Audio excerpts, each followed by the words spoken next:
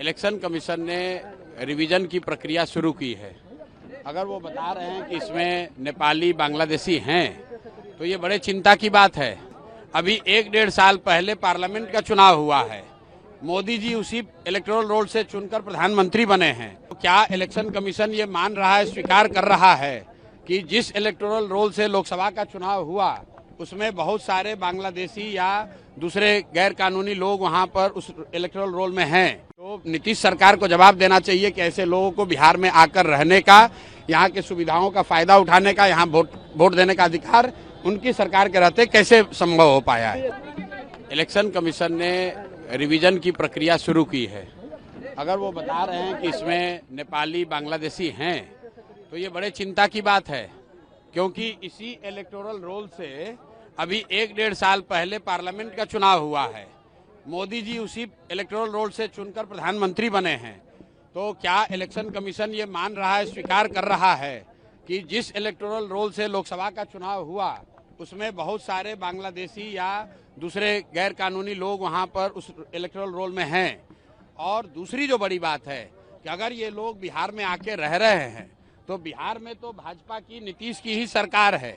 ये लोग कैसे रह रहे हैं, पुलिस प्रशासन क्या कर रहा है, ये भी चिंता का बात है। और कहीं ना कहीं नीतीश सरकार को जवाब देना चाहिए कि इतने लोग, जो इलेक्शन कमीशन कह रहा है, सरकार की संस्था कह रही है, सरकार की संवैधानिक संस्था कह रही है कि बहुत सारे नेपाली बांग्लादेशी यहाँ पर आके रह रहे हैं और उन्होंने इलेक्टोरल रोल में बजाता अपना नाम लिखवाया है।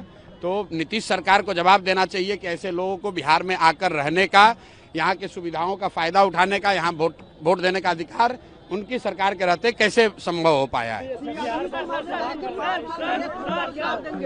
यादव ने आरोप लगाया है कि जो सुप्रीम कोर्ट का आदेश था उसको इलेक्शन कमीशन फॉलो नहीं कर रहा है। देखिए, तेजस्वी यादव क्या कह रहे हैं, नहीं कर रहे हैं, उसका कोई बहुत महत्व नहीं है।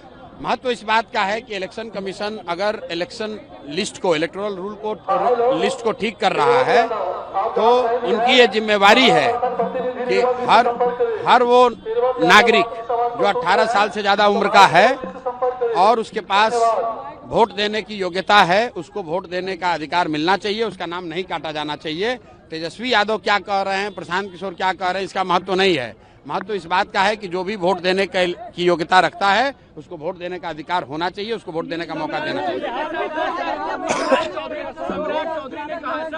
सम्राट चौधरी ने कहा है कि बिहार में लॉ एंड ऑर्डर की स्थिति बिल्कुल ठीक है, आपसी मतभेद के कारण ये हत्याएं हो रही है।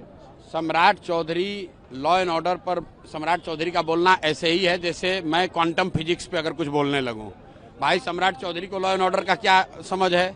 सम्राट चौधरी तो गृह मंत्री नहीं है, सम्राट चौधरी कोई लॉ एंड ऑर्डर के विशेषज्ञ नहीं है। गृह मंत्री यहाँ पर नीतीश कुमार हैं और वो अचेतन अवस्था में हैं। उनकी बुद्धि और उनका मानसिक और शारीरिक स्थिति ऐसा नहीं है कि उनको पता चले। सरकार का इकबाल खत्म हो गया है, जिसको जो मन आ रहा है वो कर रहा है। पूरे सरकार को 3-4 अधिकारी और 4-5 उगाही मंत्री चला रहे हैं, इसीलिए पूरे बिहार में ये दुर्दशा की स्थिति है।